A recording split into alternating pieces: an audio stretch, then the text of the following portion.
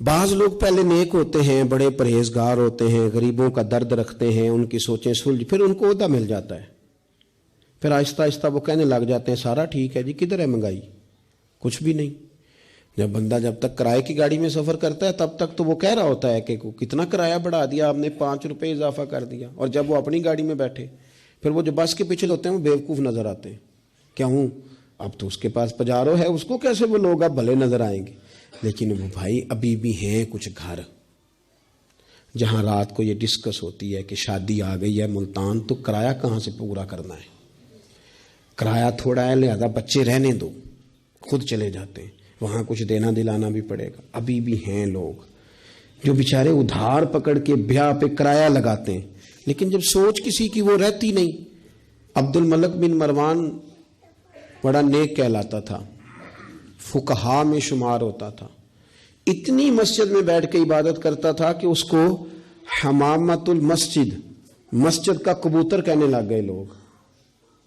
لیکن پھر اس کے خلیفہ بننے کا اعلان ہوا، جس دن اعلان ہوا اس دن بھی مسجد میں بیٹھا تھا۔ پھر اس نے قرآن مجید رکھ کے نا الماری میں، تو کہنے لگتا ہے اب میری اور قرآن کی جدائی ہونے لگی۔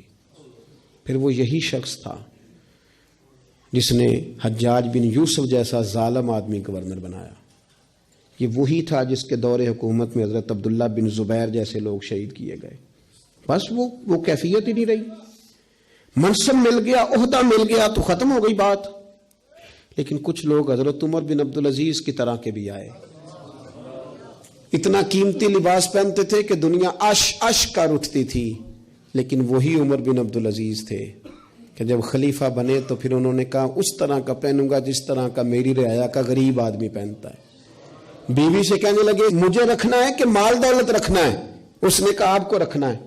وہ ایک خلیفہ کی بیوی، ایک بادشاہ کی بہن، ایک بادشاہ کی بیٹی تھی، پر سارے زیور خیرات کر دیے، غریبی کی زندگی گزاری۔ کچھ لوگ نہیں بدلتے، کچھ عہدہ آ گیا، مال آ گیا، روح بھی بدل گیا، کہانیاں ہی اور ہو گئیں۔ یعنی گاؤں سے آ کر پڑھنے والے بھول ہی گئے کہ کس کی ماں نے کتنا زیور بیچا تھا، پھر ان کے حالات ہی بالکل تبدیل ہو گئے، انہیں پتہ ہی نہیں ہم کیا تھے۔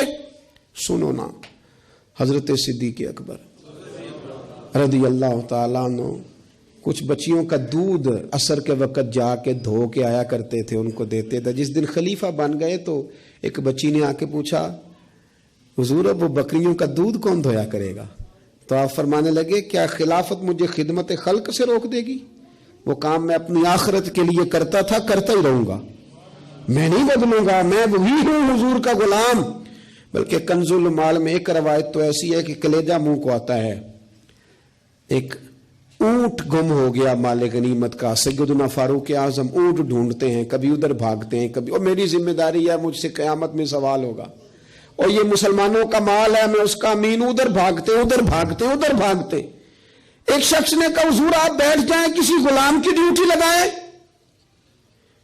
24 لاکھ مربع میل پر حکومت، علم بھی، فضل بھی، تقویٰ بھی، اور سب سے بڑھ کر عمر وہ ہیں جن سے اللہ بھی راضی، رسول اللہ بھی راضی صلی اللہ تعالی علیہ وسلم۔ حضرت عمر سے کہا بیٹھ جائیں، غلام کی ڈیوٹی لگائیں۔ حضرت عمر نے رخ پھیر کے دیکھا اور اس بندے کی طرف دیکھ کے کہنے لگے میں بھی تو ایک غلام ہی ہوں۔ کیا ہوں میں؟ ایک غلام ہی ہوں، میں ایک غلام ہی ہوں، ایک محل چڑھایا سانیاں، غلام ہی ہوں میں، کیا ہوں میں؟ جب آپ نے یہ لفظ کہے تو وہ بندہ کہتا ہے نارمل بات تھی، میرے بھی آنسو نکل آئے، یار یہ بھی کوئی انداز ہوتا ہے۔ لیکن بھول گئے لوگ، اپنوں کو بھول گئے، اپنوں کو بھول گئے، اپنے قریبیوں کو بھول گئے۔ دولت آئی تو پھر وہ محلہ پسند نہ آیا، پھر گھر سوسائٹی میں بن گیا، پھر یار بدل گئے، پھر رشتہ داریاں بدل گئیں، پھر حالات اور ہو گئے۔ بعض لوگ پہلے نیک ہوتے ہیں، بڑے پرہیزگار ہوتے ہیں، غریبوں کا درد رکھتے ہیں، ان کی سوچیں سلجھ، پھر ان کو عہدہ مل جاتا ہے، پھر آہستہ آہستہ وہ کہنے لگ جاتے ہیں سارا ٹھیک ہے جی، کدھر ہے مہنگائی؟ کچھ بھی نہیں۔ جب تک کرائے کی گاڑی میں سفر کرتا ہے تب تک تو وہ کہہ رہا ہوتا ہے کہ کتنا کرایہ بڑھا